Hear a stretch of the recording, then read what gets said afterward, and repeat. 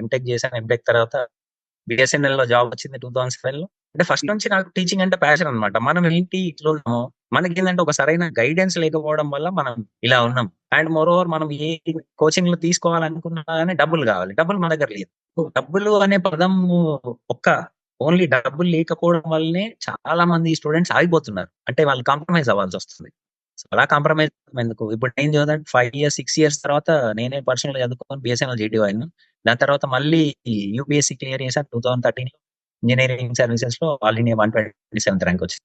Super. అంటే ఇప్పుడు మన సక్సెస్ వచ్చిన తర్వాత జనాలకు నేను ఫస్ట్ కూడా చెప్పేది చదవండి ఇలా అవుతుంది అని. కానీ నాకు సక్సెస్ లేనంత వరకు ఎవరు వినలేదు. కానీ వన్స్ ఒక్కసారి నేను సక్సెస్ అయిన తర్వాత ఇక జనాలు నా మాట వినడం మొదలు పెట్టారు. సో నేను పర్సనల్ గా ఫస్ట్ ఈ ఐఏఎస్ జాబ్ అయిన తర్వాత కూడా నాకు మెడిసిన్ ఆఫర్ వచ్చింది. రండి మా దగ్గర కోచింగ్ చెప్పండి. నేను కొద్ది రోజులు బయట ఇన్స్టిట్యూట్స్ లో కూడా చెప్పాను నేను.